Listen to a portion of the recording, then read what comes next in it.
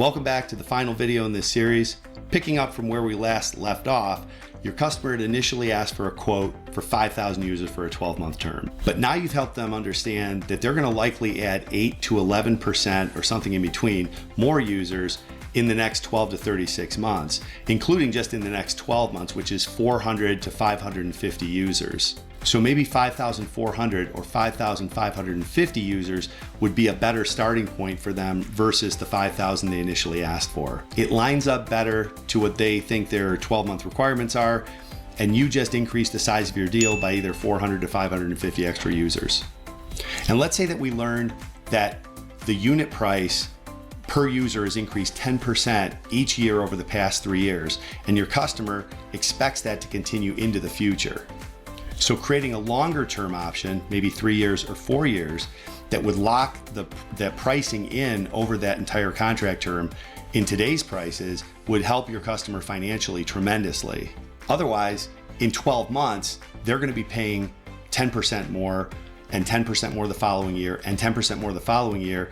And that's also going to be on top of all the upgrades that they're also going to likely make. So this option is better for both your customer and for you. If you get paid on the total deal size, you just increased your deal value by 3 to 4x over that 12-month option.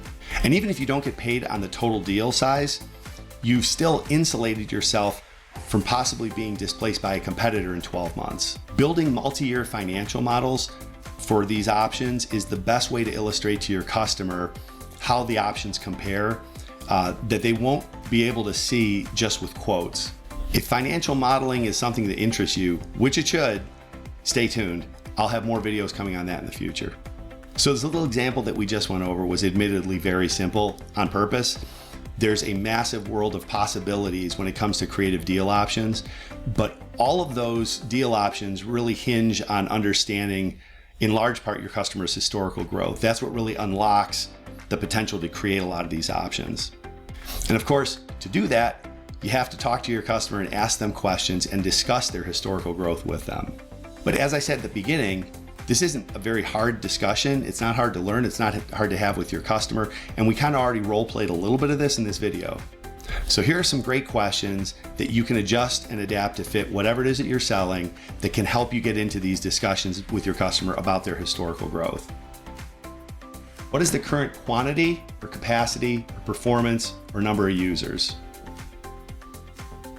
What was the quantity, capacity, performance, or number of users 12 months ago? What was that 36 months ago? So with those data points, you want to then calculate the difference both in units as well as in percentage and share that with your customer and discuss it with them. Do you expect your growth over the next 12 to 36 months to be like your prior 12 to 36 months?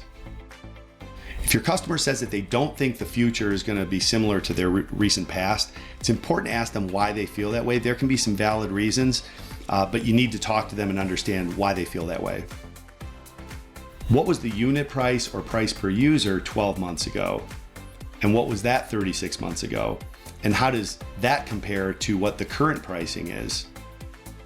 And again, you can ask that question in terms of list price if your customer is more comfortable with that.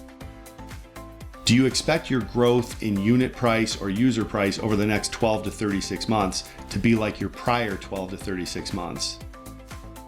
And again, if your customer feels that the future is not going to be similar to the past for whatever reason, those are things that you really want to discuss with them and better understand.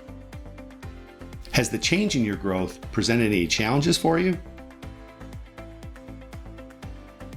Your customer may not immediately think of any challenges that are associated with increases or decreases in their growth. So a good approach is to suggest potential challenges. And here are a couple. If the growth decreased, a good question to ask is, did the decrease in growth over the past 3 years result in you having any excess or underutilized capacity that you're paying for but you aren't using? And if growth increased, a good question might be, did your increase in growth result in unexpected or unplanned upgrade costs? Or did you have additional administrative or management time and associated costs due to the increases in growth? So working these questions into your regular sales meetings will help you uncover that super valuable historical growth information. It'll also help your customer to better understand themselves. You can then use this information to create options that best align to and help your customer, which will also help increase the odds of you winning the deal, as well as potentially increasing the size of the deal. Thanks for watching. If you found this video helpful, please like and share it. And let's go create, grow, and win more big deals. See you next time.